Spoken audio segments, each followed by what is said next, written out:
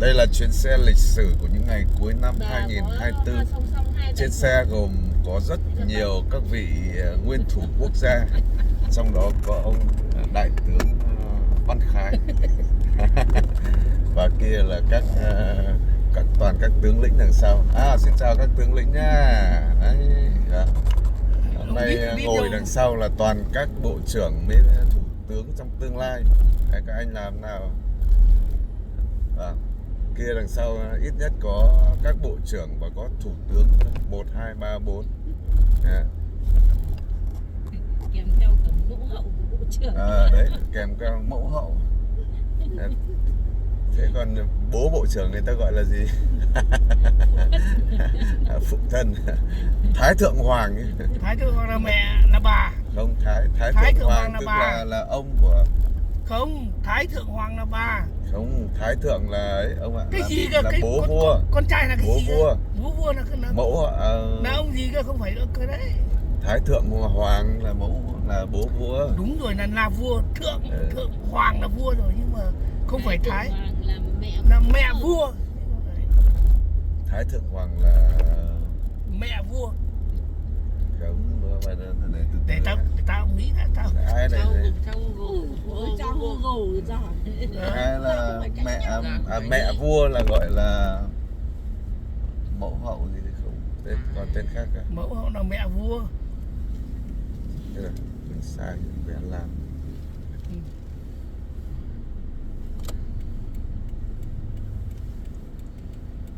Chắc là cái này. Thế thì Yên Dũng lại quên. Không đổ xe làm. Đi về trên cơ bản được xem. 30 Mẫu hoàng hậu là trên của hoàng hậu, người ta gọi là vợ vua. nhưng mà trên khi mẹ vua người ta gọi là mẫu hậu. Vua đấy, thế gọi là mẹ vua, bố vua. Thế từ lúc này vẫn nói chuyện nhá, chưa có gì nhá. Đấy.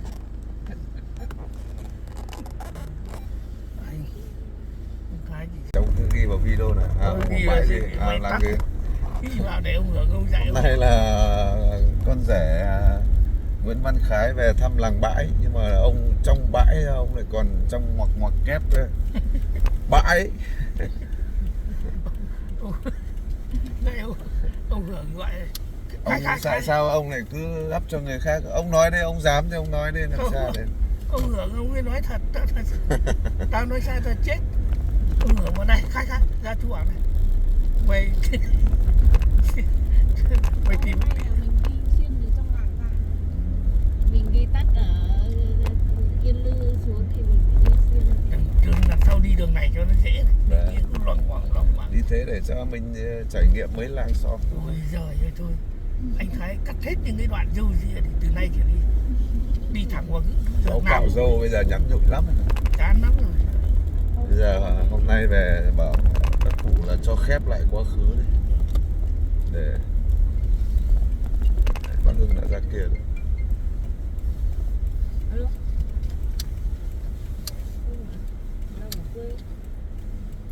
Nào, chăm chỉ nào, bỏ tay từ túi áo ra nào. Nào, tiếp tục làm việc đây. Đây là một nét đẹp đấy. Những ngày cuối năm theo truyền thống là đi tảo mộ này để cho khu mộ sạch sẽ gọn gàng. Mời các cụ về quê thành phố ăn Tết.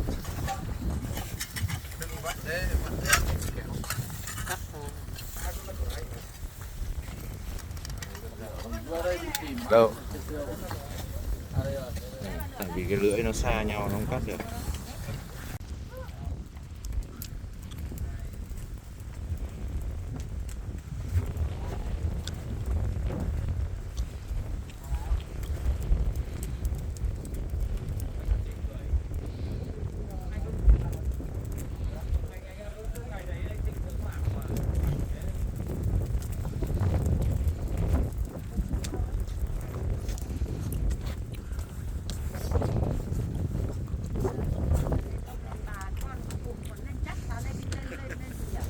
Đéo mày dâm rồi. Bắt đầu năm nay là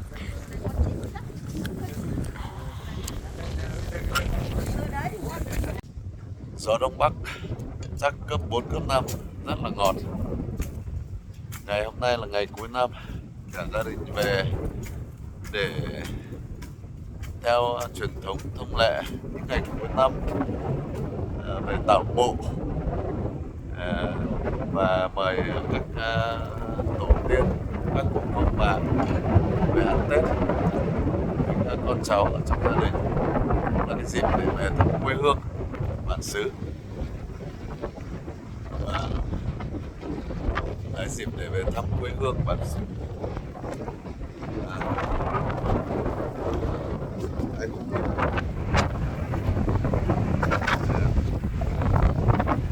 Đây là mộ ông Cụ Trần Văn Tam, tôi gọi bằng ông nội. Nhưng mà bây giờ là cụ đã có, tôi đã được biết ông. Đây là cabin mấy thằng đây để đứng đây ngồi với bác chia sẻ cho thêm một tí. Bên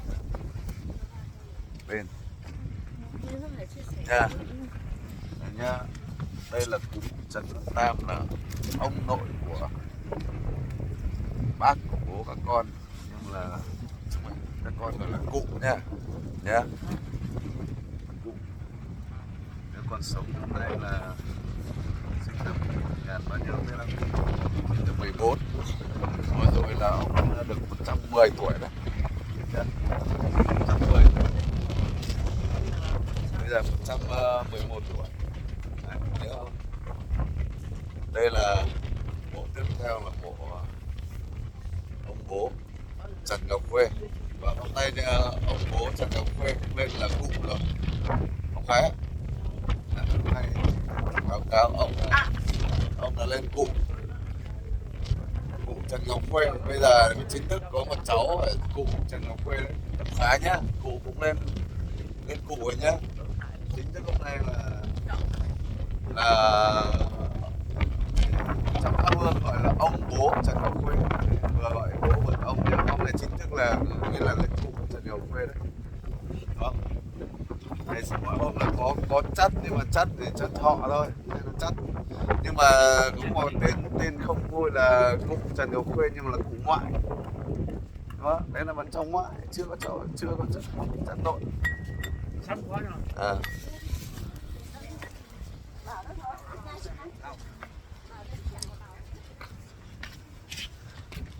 Đây là cụ bà Lã Thị Cát, cụ bà tất nhiên là gọi kỵ rồi. Và ông cụ bà thì lên có chít lâu rồi, đến bên Bắc Hưng là chít lâu rồi, đúng không? Đây bà Kha có chít lâu rồi, nhưng bên nhà cháu thì năm nay thì cũng thêm chít, đúng không? Nếu mà cụ lên chít có chít lâu rồi, nhưng bên Nhông Khuê thì báo cáo cụ năm nay là có thêm chít nhé. Đây, báo cáo này các cụ. Và hôm nay nói thật sự là rất là xúc động. Cháu cũng chưa bao giờ là đi sang ngoại mà đi thắp hương được ngày 30 Tết này đâu. Nhưng ông đấy là tuyệt vời. Ông thật đấy. Vâng ạ. Anh những ngày này anh có sang bên ngoại được làm như này không? Em chưa được năm nào. Từ mấy năm. Nhưng mà hôm nay thực sự là xúc động. Vâng. Rất là cảm ơn ông. Đấy, học tập tinh thần nhá. Tất cả ở đây thằng nào cũng đi làm rẻ hết, phải học tập ông Khái đây này. Đấy, về quê vợ thắp hương cho bố mẹ vợ. Đấy, chúng ta phải học tập nha. Những thằng nào làm rẻ thì phải học tập ông nhá. Nói trước thế. Chứ mà đây này em cũng bao giờ được đi thắp hương, nói thật đúng không? Đấy, học ông nhá. Những thằng nào làm rẻ thì phải nhớ đấy. Phải biết ơn bên ngoại đã cho mình có cô vợ sinh này, hay là đảm đang này, về để thắp hương để cảm ơn đấy, để biết ơn đấy. Cảm ơn ông nhá. Đấy, hôm nay chúng cháu mát lòng. Đấy, thấy chưa? Thằng nào cũng làm rẻ hết thì không biết. Bố mẹ mình chỉ nuôi mình có 20 năm thôi, nhưng mà vợ nuôi đến 60 năm. Đấy là ông, đúng không? Đây tiếp theo là khu 1. Đây là ông anh Trần Văn Hiệp. Rất tiếc là bác Hiệp ra đi lúc có 50 à. Thì, bác Hiệp nhá, hôm nay bác cũng được lên ông rồi đấy. Và năm nay là 48, 68, 18, 50, 51. Là em bây giờ còn hơn bác tuổi bác Hiệp lúc chiến đấu đấy. Năm nay được lên 22. Năm nay là bây giờ 600 à? 66 à? Tuổi 66 rồi đấy. Thằng nào có muốn thằng Châu Khánh ra đây tao kể chuyện bác Khôi cho nghe. Châu Khánh không? Châu Khánh ra đây. Châu Khánh bên ra đây để tao kể chuyện ông Khôi. Khôi ngày xưa. Ông Khôi thì biết rồi, biết không? Ông Khôi là anh của Khôi nhá. Đây là bà Thanh là vợ của Khôi. Ông ngày xưa là một người học rất giỏi ở trong vùng nhá. Đấy, nói với các con đấy. Hai là sau đó chiến tranh thì ông này đi bộ đội. Sau đó thì ông rất là anh dũng, kia là bị thương, thế là được đưa ra Bắc sớm. Đấy. Và sau về làm thầy giáo dạy chữ. Sau đó ông công tác ở Sở Lao động Thương binh. Nhưng ngày xưa là bố rất là nghịch, vì ông Khôi là thường xuyên đến hỏi thăm sức khỏe. Thường xuyên không, thường xuyên thế mình nhận lỗi là mình nghịch, nhưng ông đến thường xuyên thăm sức khỏe. Ông mấy lần là cho ăn roi bằng dây điện đấy, không phải đùa đâu. Nói thế nó nhìn thấy bác Hưng rồi đó. Lại mà còn cái kiểu bác Hưng này cho giỏi. Đấy. Đây còn anh này có biết không? Đây thằng nào ra chưa biết thì ra đây. 3 thằng ra đây. Anh Tân này con nhà ai biết không? Đúng rồi, giỏi. Anh Tân là con bác Hiệu. Đây là anh của anh Bảo, đây là anh Bảo ra đây. Anh là lúc học lớp 11 là đấy, các con đây là người học nhá. Chơi phải chọn chỗ chơi, với hai là phải tìm chỗ an toàn mà chơi. Anh Tân thì cũng may mắn là bị chết đuối. Đấy. Lúc mới có 11 tuổi thôi, cao dáng đẹp trai. Anh Tân chết đúng ngày sinh nhật. Một hôm đấy mình đang uống rượu thịt vịt thì nghe tin ông cháu cấp cứu ở viện, thế là bỏ hết thịt gà thịt vịt trên là chạy đâu. Hôm đấy là mấy anh em đang với con vịt về nhé em. Đúng ngày sinh nhật ngày 16 tháng 6. 16 tháng 6 năm 2007. Nhưng mà đây là lấy ngày âm. Đấy. Anh này còn sống năm nay là cũng 34, 35 rồi. Mất là 16. Hôm nay trời rất là ngọt. Không phải là trời rất là ngọt ngào. Bây giờ bố muốn có thằng nào có một cái trải nghiệm bây giờ này, đi bộ hoặc là ấy về trên kia. Bác đã 2 lần chạy từ thành phố về đây rồi nhá. Nên là thằng nào muốn có trải nghiệm đi bộ từ đây về thành phố luôn, bác 2 lần chạy bộ về đây, anh Vin thế. Đấy. 2 lần chạy bộ, đi xe đạp thì nhiều rồi còn.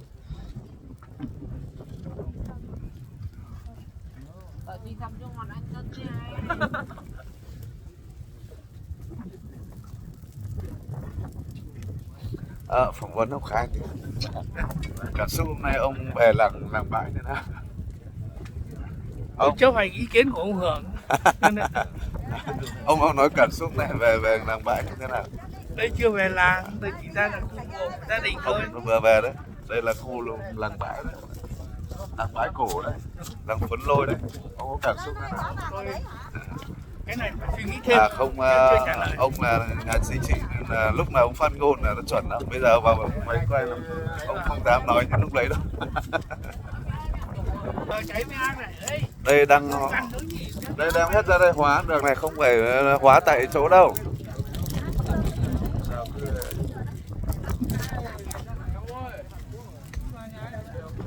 ông Luân. Đem tất cả. Wow, đây là quang cảnh. 30 năm nữa thì mình cũng ra đây thôi rồi. Đúng không ạ? Cuộc đời nó nhanh thật. Ông thì giỏi thì 20 năm nữa, cháu thì 30 năm nữa. Chị em mình còn được xuất ở đây chứ còn cái đội kia là cũng có xuất ở đây. Và đây thì quy hoạch đến đời chị em mình rồi.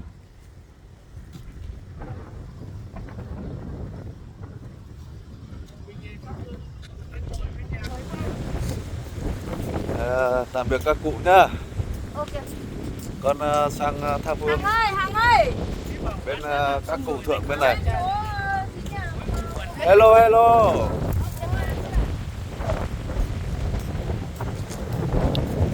Ở trong của gia đình có 2 khu. Đây gọi là đồng gì anh những người? Cái chỗ nhà cụ nhà mình là đồng chó. Và kia gọi là đây gì? Ở kia gọi là đồng gì? Đó. Hạ vị à? À.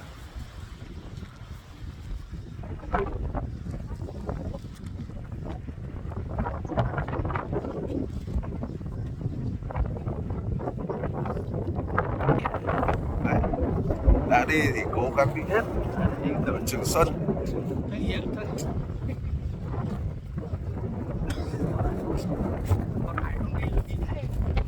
Ông phải đi thay, ông đi hôm nay là ý nghĩa vô cùng. Và Khải đi là chuyện bình thường.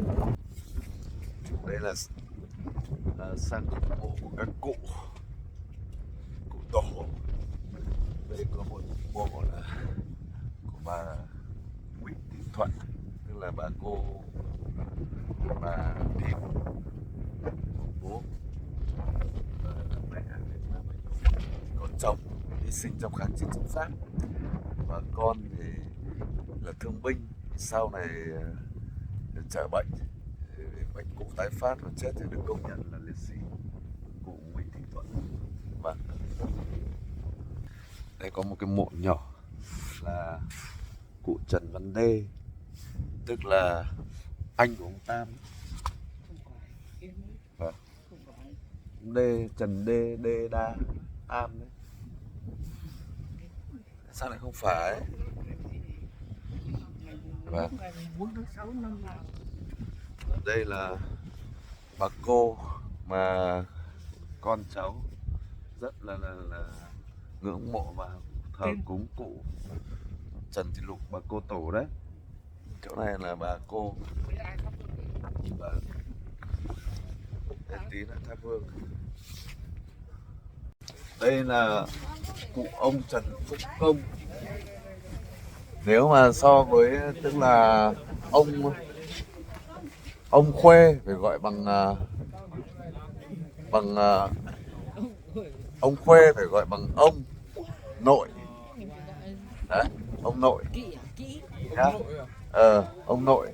Đây là ông nội của ông. Cụ, xin lỗi, cụ nhá. Cụ. Đấy. Đây là các cháu là 7 đời.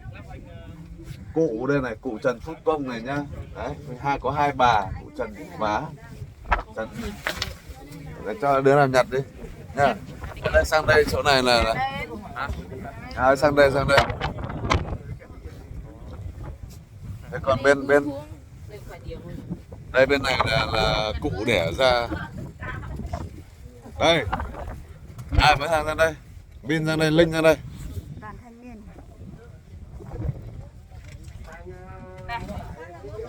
Này.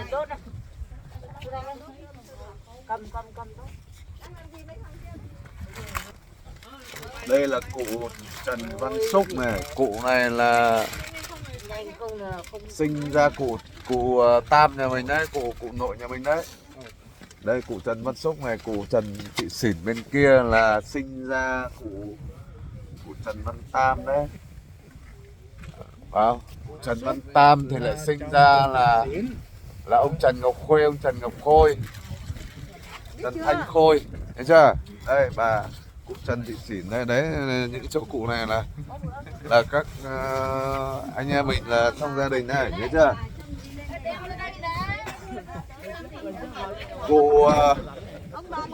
Cụ Xỉn này là lúc em sinh ra là cụ vẫn còn sống này. Đầu tiên ở đây là mộ, đây là mộ cụ Lã Văn Khánh này, là đấy, trùng tên Văn Khánh này là có lý do như thế này. Cụ này là đẻ ra, sinh ra Lã Thị Cát, nên là cụ nhà mình đấy, bà Lã Thị Cát là sinh trong Khuê, được chưa? Đây là cụ, đúng rồi, đấy, ông ngoại đấy. Ông ngoại đây, còn cụ bà bên này. Cụ bà tên là Miu, Hà Thị Miu, còn cụ ông là Lã Văn Khánh, đấy, hiểu chưa? Thế mà này là nhà mình, tức là các cụ là giao cho bên làm thứ để thắp hương.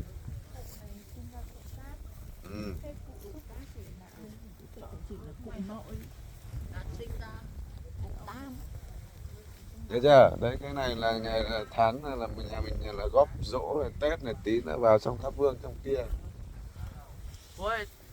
Đấy, con để các mộ xung quanh này này.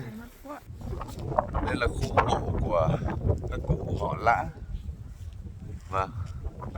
Bên nội nhưng cũng là ngoại. Và theo truyền thống.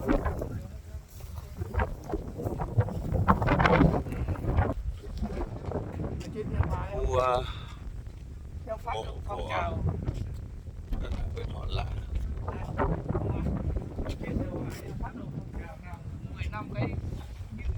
Đây là đốt tiền vàng, một nét đẹp nhưng mà một nét truyền thống, nhưng mà đốt nhiều quá thì các cụ cũng bảo lãng phí đấy. Bây giờ là bác Tô Lâm, bác ấy đang nghị quyết là chống lãng phí.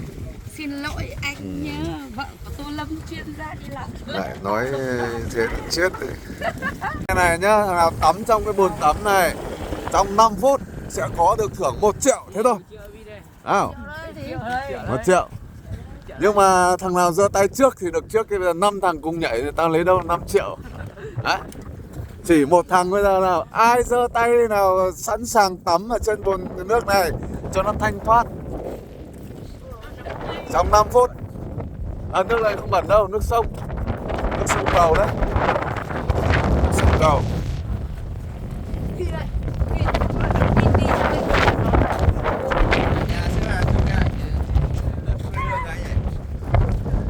Ê,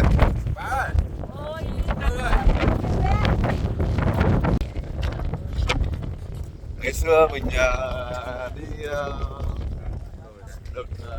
cắt lúa ở đồng, nói chung ở quanh đây. Nhưng mà lúc đấy bé như bọn kia các bác phịch cắt lúa xong rồi gắn gánh.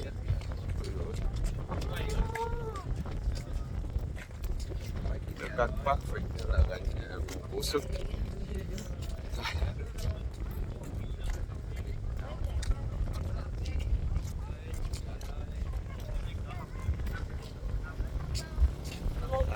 Đấy.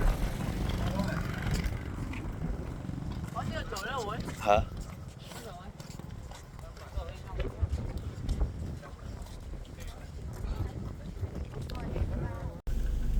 Đây là hành trình tiếp theo, là giống ông Khái bảo là vào trong làng, trung tâm làng bãi nha. Thì tôi cứ ghi nhận như thế, nhưng mà không sao cả. Ông cũng gắn bó đây cả cuộc đời rồi, nhưng mà câu đấy mới hay quá. Nói cao là đây là hành trình mai còn phục sắt về đất. quê và vào bên ngoại nha. Cái điệu đi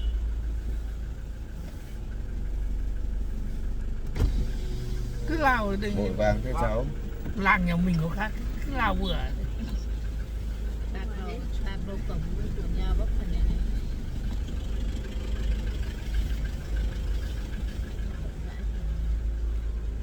Đổ đây Tiêu Tấn về ông phải chửi mình chết.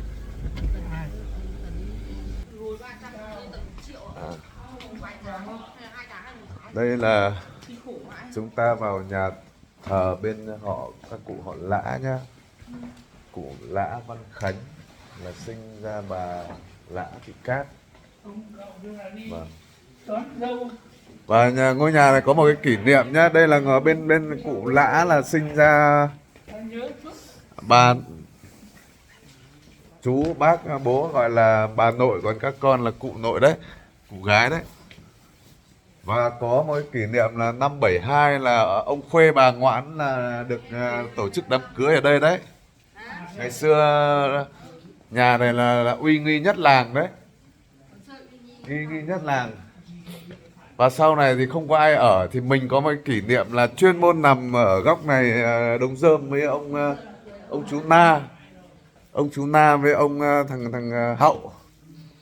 Hai anh em chuyên môn ngồi góc đây có cái đống rơm đấy, đây để làm kiểu làm gì nhỉ, gọi là ổ đấy. Chú Na mất rồi. Giới thiệu thêm với các cháu là ông La là ông cậu của tôi, nhưng mà này là người đưa trước dâu rẻ đi đón dâu đón rẻ cho tôi đấy. Vâng. Thế giới thiệu thêm nhé, đầy đủ con cháu này. Đây là nhà thờ tổ bên họ Lã, là sinh ra cụ Lã Thị Cát. Cụ chúng ta vào thắp hương này là cụ Lã Văn Khánh. Thế mà có cái tên trùng với Khánh nhà mình đấy, là thường là các cụ cũng hay nhắc đấy, nhưng không sao nhỉ. Cái hai là cụ bà là Hà Thị Mưu, là cụ bà. Thế còn ảnh đây là ảnh của ông cậu, tức là ông Khuê gọi là ông cậu ruột đấy, giống như mình gọi là ông Thục ấy, ông với bà. Còn kia là ông chú Na, là con trưởng của ông cậu đấy. Mà đang trêu ngày xưa ấy là ông ở đây, thế là nhà là chả có gì đâu, không có bàn ghế nào, có mấy đống rơm để làm ổ. Mình với ông Na với con là ông Na là chú Hậu ấy chứ nó ngồi góc đây. Hai là ông Na ngày xưa là có một cái kỷ niệm này, ông là thầu toàn bộ cái ao, những cái ao với cống ở đây. Thế là rất nhiều lần là mình được ăn cá của ông, nhưng có một lần là cũng chơi xấu, mình với Hà đi tát cá ở ngoài đồng, không được con nào ra ao rộng của ông Na. Thế là hai anh em trộm được 2 con cá chép. Hôm nay khai nhá ông Na nhá. 2 con cá chép, mà 2 cái này đang lấy trộm thì là thấy người đi qua, thế mới dúi xuống ao bùn. Thế xong độ 2 tiếng sau thì cá ra đã có mùi đấy, không dám. Hà đâu, có Hà nhà bà Thận, hai anh em là chuyên môn đi tát cá. Và hôm nay khai hết, có cái gì hôm nay khai hết. Cháu về thắp hương các cụ bên ngoại rất là đông đủ, các con cháu cụ Tam. Không, nhưng mà bảo con cháu cụ Tam, cụ Cát. Vâng.